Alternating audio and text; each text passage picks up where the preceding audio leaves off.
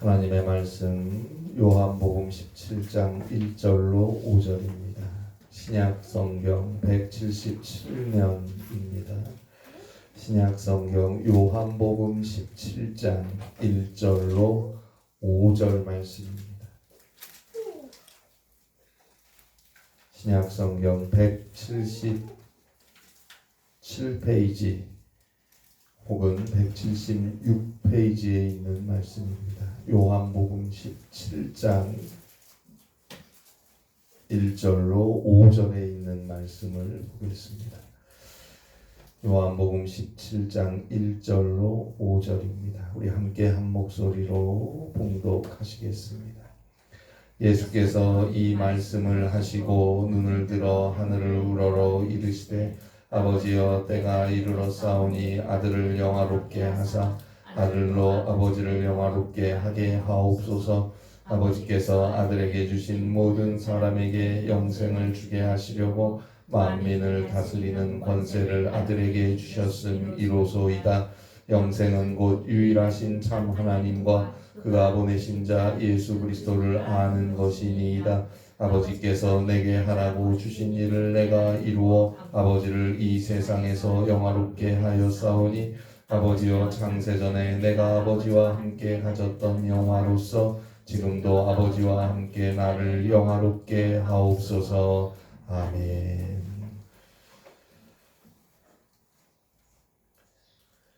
세계적인 화가 피카소가 여행 중에 한 시골 마을에서 하룻밤 신세를 지게 되었어요. 다음 날 아침에 이제 집을 떠나기 전에 그 집 딸아이가 너무 사랑스러워서 애야, 내가 너에게 그림을 하나 그려주고 싶구나. 너가 가진 그 손수건을 나에게 줄래? 말했어요. 그러자 이 여자아이가 엄마에게 달려가서 엄마, 이 할아버지가 내 예쁜 비단 손수건에 물감을 뿌린대 하며 손수건을 내놓지 않았다는 이야기입니다. 지금 손수건을 달라는 사람이 세계적인 거장 피카소인 줄 알았다면 손수건 뿐이겠습니까? 제 옷에도 그림을 그려주세요 했을 텐데 몰랐기 때문에 거장의 그림을 받을 수 없었다는 이야기입니다. 오늘 우리가 사는 인생에서 모든 순간들을 하나님께 맡기라고 합니다. 주를 바라보라고 합니다. 주께 기도하라고 합니다.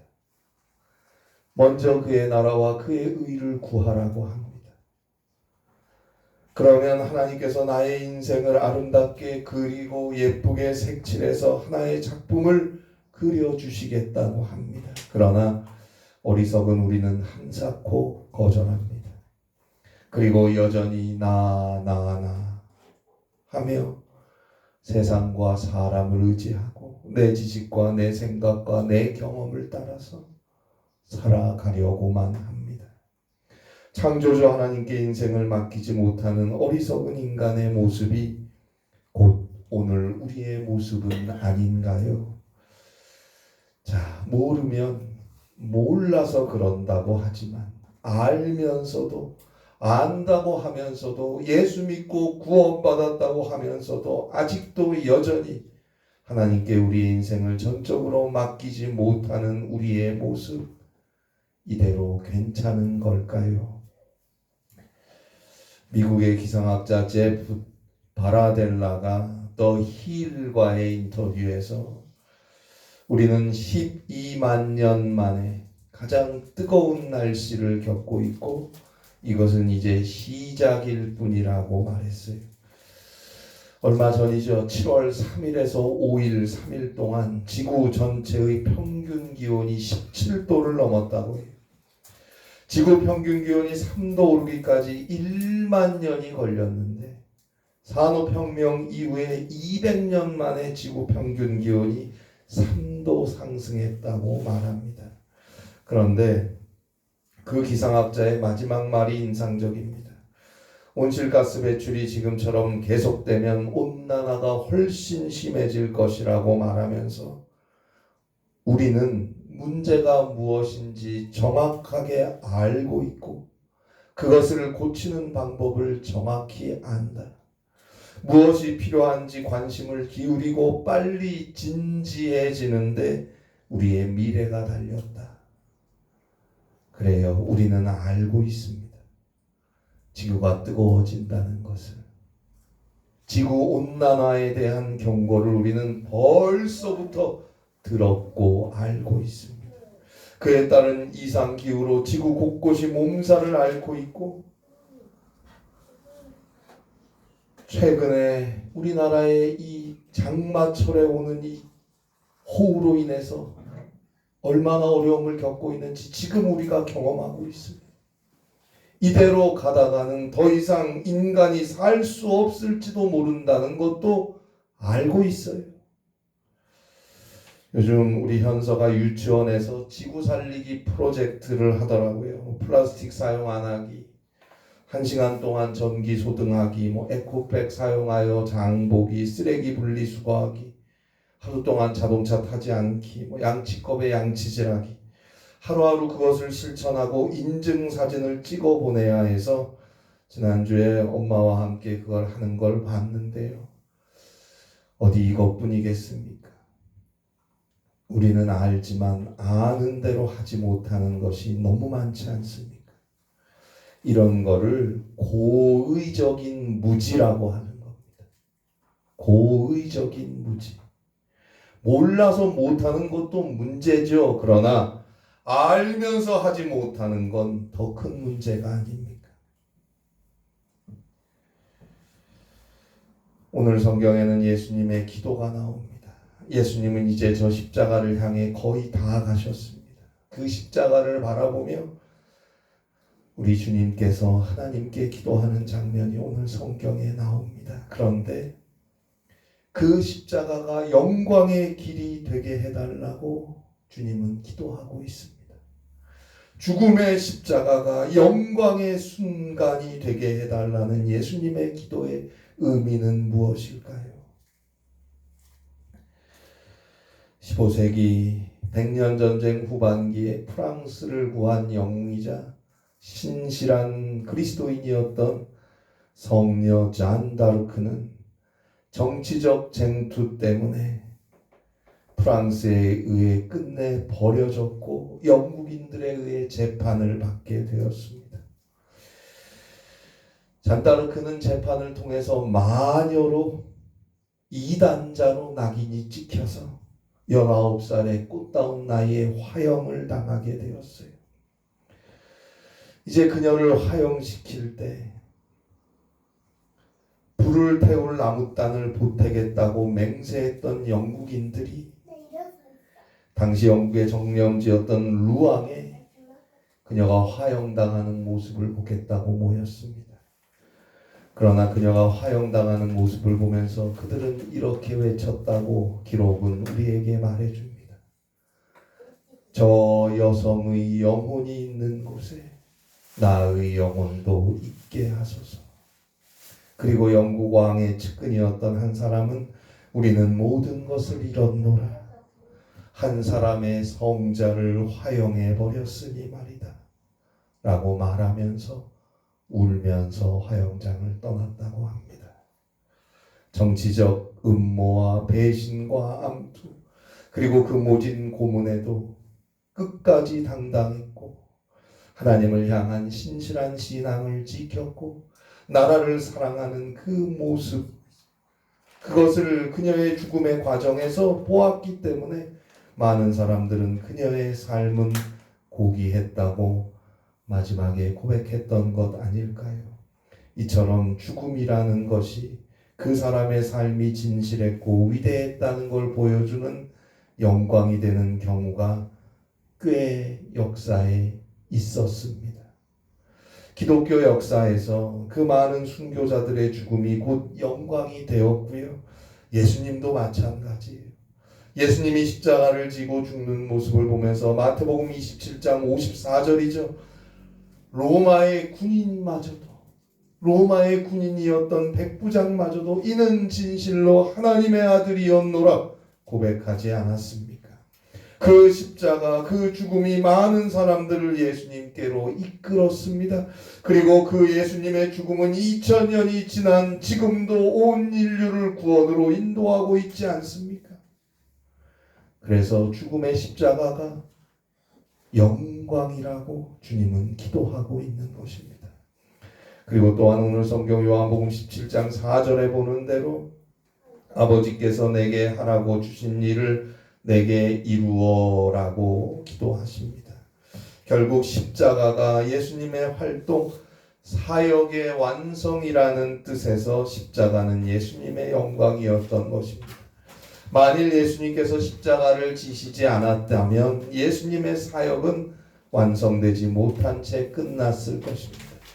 예수님께서 이 세상에 오신 이유는 하나님의 사랑을 우리 인간들에게 가르치시고 보여주셔서 죄로 인해 죽을 수밖에 없는 우리 모두를 용서하시고 구원하시기 위해서 오신 것인데, 만일 예수님께서 십자가를 지시는 그 일을 하지 않았다면 그것은 하나님의 사랑은 여기까지다, 이 이상은 안 된다라고 제한하는 것이 되는 거예요. 그러나 예수님이 십자가를 지시고 죽으심으로써 하나님의 사랑은 그야말로 무한하고 한량없으시다는 것을 증명한 것이 되는 것입니다. 요한복음 3장 16절이죠. 하나님께서 세상을 이처럼 사랑하사 한계가 없는 사랑이 된 것은 바로 십자가에 달린 것입니다. 예수님은 이로써 자신의 일을 다 이루신 거예요. 예수님은 하나님의 사랑을 인간에게 가져다 주었고 그것은 바로 십자가를 의미하는 것입니다. 따라서 십자가는 예수님의 영광이 됩니다. 하나님께서 하라고 하신 일을 다 완전히 이루는 것이기 때문입니다. 예수님은 십자가를 통해서 하나님의 사랑은 확실하고 영원한 것이다 라는 것을 보여주신 것입니다. 그리고 그것은 예수님의 영광일 뿐 아니라 하나님 아버지의 영광도 되는 것이라고 기도하고 계십니다. 오늘 성경 요한복음 17장 1절 마지막에서 아버지를 영화롭게 하옵소서, 4절 마지막에서도 아버지를 이 세상에서 영화롭게 하였사오니, 5절 마지막에서도 지금도 아버지와 함께 나를 영화롭게 하소서 기도하고 계십니다. 자, 그러면 예수님께 맡겨진 일을 끝까지 완수하는 것이 십자가니까, 자신에게 맡겨진 일을 끝까지 완수한 것이 십자가니까 그 십자가가 예수님 자신에게는 영광이 된다고 하겠지만 하나님께도 그것이 영광이 되는 이유는 뭘까요? 그 이유는 간단합니다. 십자가는 예수님께서 하나님께 순종하는 길이었기 때문입니다. 여러분, 부모가 영예를 얻는 경우가 무엇입니까? 자녀가 부모에게 순종할 때 부모에게 영예를 안겨주는 것 아닙니까? 국민이 국가에 복종할 때 그 국가의 명예를 높이는 거 아닙니까? 제자가 스승의 뜻과 가르침을 따를 때에 스승에게 영광이 돌아가는 것입니다. 예수님은 하나님을 향해 저 참혹한 죄인의 십자가에 달려 죽기까지 완전히 복종하심으로 하나님께 영광과 존귀와 영예를 돌린 것입니다. 복음서를 연구하는 학자들이 내린 결론은 예수님은 얼마든지 십자가를 피할 수 있었다라는 것입니다. 인간적으로 생각하면 예수님은 얼마든지 십자가를 피해갈 수 있었어요. 그때 그 6월절에 예루살렘에 올라가시지만 않았어도 십자가를 지지 않으셔도 되었어요. 그러나 예수님은 예루살렘으로 가셨어요. 누가복음 9장 51절이죠. 예수께서 승천하실 기약이 차감해 예루살렘을 향하여 올라가기로 굳게 결심하시고 스테리조, 굳게 결심하다라고 번역된 헬라어 스테리조는 얼굴을 굳게 하고 무언가를 향해 시선을 고정한다는 뜻이에요. 무언가를 향해 시선을 고정하고 얼굴을 굳게 한다는 것. 무언가를 집중하여 바라보며 굳게 결심하고 비장하게 다짐한다는 의미예요. 예수님이 그냥 예루살렘 가자 그래서 간 게 아니에요. 이대로 예루살렘으로 가면 죽음의 십자가가 기다리고 있다는 걸 다 아시면서도 오직 그 십자가에 집중하며 비장한 결심과 결단으로 예루살렘을 향해 올라가신 예수님입니다. 얼마든지 피할 수 있었지만 저 죽음을 환히 내다보시면서도 하나님의 뜻이었기에 완전하게 복종하시는 예수님의 모습을 십자가에서 볼 수 있습니다. 그 십자가에 달려 죽어가시는 예수님을 보면서 우리는 이렇게까지 예수님은 아버지 하나님을 사랑하셨단 말인가? 하나님을 향한 예수님의 온전한 순정을 무엇으로 표현할 수 있단 말인가? 감탄할 수밖에 없습니다. 하나님을 향한 완전한 사랑 가운데 행해지는 완전한 순종이 예수님의 십자가로서 증명되었기에 그것이 곧 하나님께 영광이 되는 것입니다. 우리는 얼마나 하나님의 뜻에 순종하고 있습니까? 얼마나 하나님의 말씀을 따라 하루를 선택하고 순종하고 있습니까? 얼마나 하나님의 뜻을 기도로서 간구하며 살고 있습니까? 그것은 곧 우리가 얼마나 하나님께 영광을 돌리며 살고 있느냐는 질문으로 연결되는 것입니다. 고린도전서 10장 31절입니다. 그런즉 너희가 먹든지 마시든지 무엇을 하든지 다 하나님의 영광을 위하여 하라. 먹든지 마시든지 무엇을 하든지 다 하세요. 그리스도 안에서 믿음으로 사는 자에게 버릴 것이 없습니다. 감사만 있을 뿐입니다. 그러나 다 하나님의 영광을 위하여 하라. 하나님의 뜻대로 순종하며 삶을 살아가라는 것입니다. 먹든지 마시든지 무엇을 하든지 하나님의 자녀로서 하나님의 뜻에 합당한 삶을 사는 것입니다. 그것이 하나님께 영광을 돌리는 삶인 것입니다. 그리고 그것이 곧 오늘 성경 3절에 나오는 아는 것입니다. 우리 한번 읽어볼까요? 오늘 성경 요한복음 17장 3절입니다. 함께 읽겠습니다. 요한복음 17장 3절입니다. 영생은 곧 유일하신 참 하나님과 그가 보내신 자 예수 그리스도를 아는 것이니이다. 아멘. 영생을 얻는 길은 아는 것이다 말씀하고 있습니다. 안다는 말은 지식적인 알을 넘어서는 것으로 교제해서 인격적으로 서로가 서로의 관계를 통해서 친밀하게 아는 지식을 의미하는 것입니다. 구약성경 창세기 4장 1절에 보면 이런 말씀이 나와요. 아담이 그 안에 하와와 동침하매 라는 말씀이 나오는데 여기서 동침하다 라는 말로 번역된 히브리어가 야다인데요. 이 히브리어 야다는 안다라는 뜻입니다. 이처럼 히브리어 야다, 안다라는 말인 히브리어 야다가 이렇게 번역되는 의미, 이렇게 번역될 수 있는 것은 이 야다라는 히브리어 안다라는 의미가 가진 것은 단순한 지식적 측면만이 아니고 하나님과 친밀한 인격적 관계를 맺어서 아는 것입니다. 하나님과 사귀어 아는 것.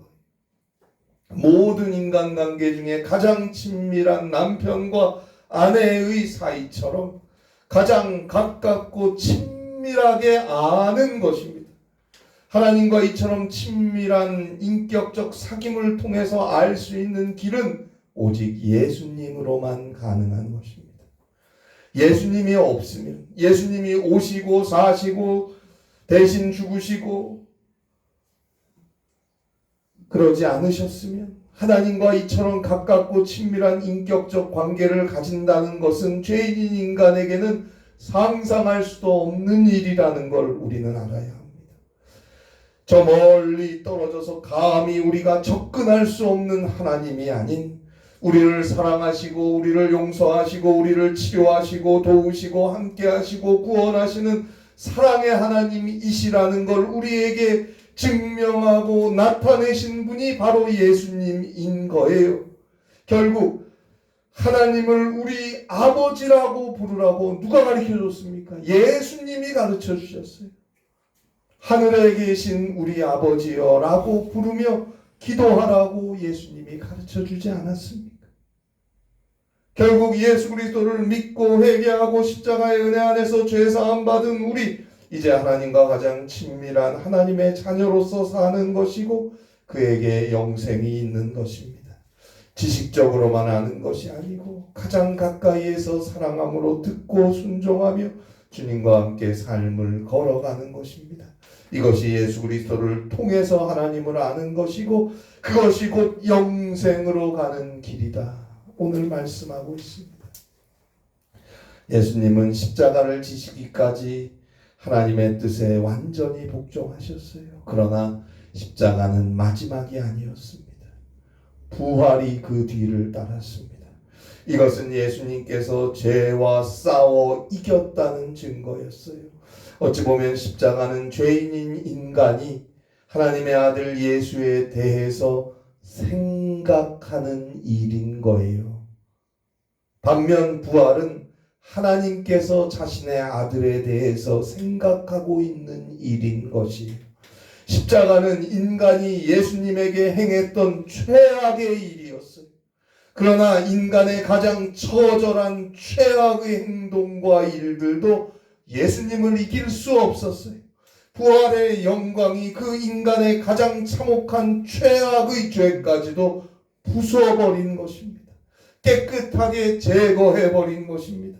말소시켜버린 것입니다. 그리고 결국 5절에 보는 대로 하나님으로부터 오신 예수님은 하나님께로 돌아가셨습니다. 오늘 우리에게도, 믿음으로 사는 우리에게도 이러한 승리가 있음을 분명히 알고 믿고 담대하게 살아가시기 바랍니다. 20세기 세계적인 영성가이자 복음주의 작가였던 헨리 나우엔이 쓴 상처 입은 치유자라는 책에 보면 탈무드에 나오는 이야기를 한 대목 소개하고 있는데요. 그 내용은 이렇습니다.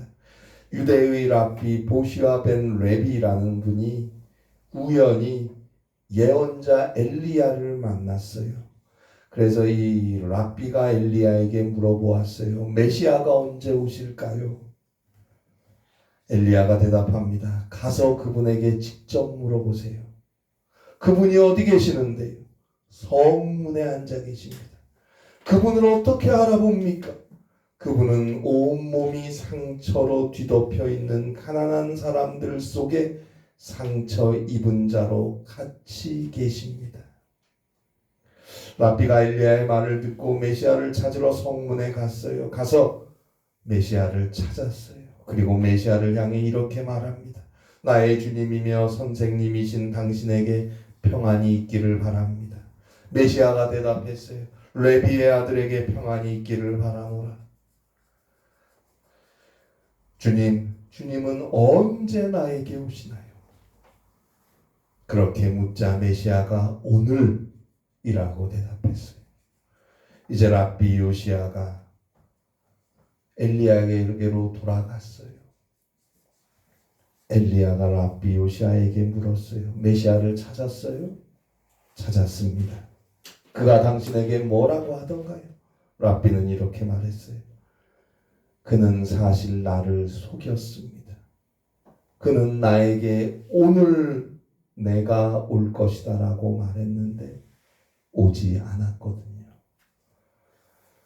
그 말을 들은 엘리야가 랍비에게 이렇게 말했다고 합니다. 그가 당신에게 했던 말은 너희가 오늘날 그의 음성을 듣기를 원한다면 이란 뜻이다 라고 말했다는 이야기입니다.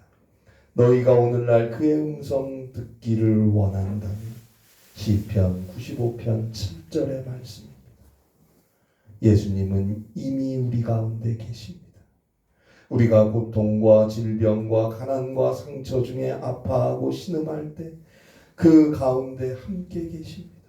상처 입은 우리 가운데 예수님 역시 십자가에서 우리를 대신해서 우리 때문에 찔리고 피 흘리고 배신당한 그 상처를 그대로 입은 채로 우리와 함께 계십니다. 자, 우리는 주여 언제 오십니까? 주여 언제 나에게 한탄하지만 주님은 이미 상처 입은 치유자로서 상처 입은 우리와 함께 계시다니까요. 주님은 언제나 오늘 지금 우리와 함께 계십니다. 단 그분이 오늘 우리와 함께 하심을 아는 길은 그분의 음성 듣기를 원하는 우리의 믿음에 달린 것입니다.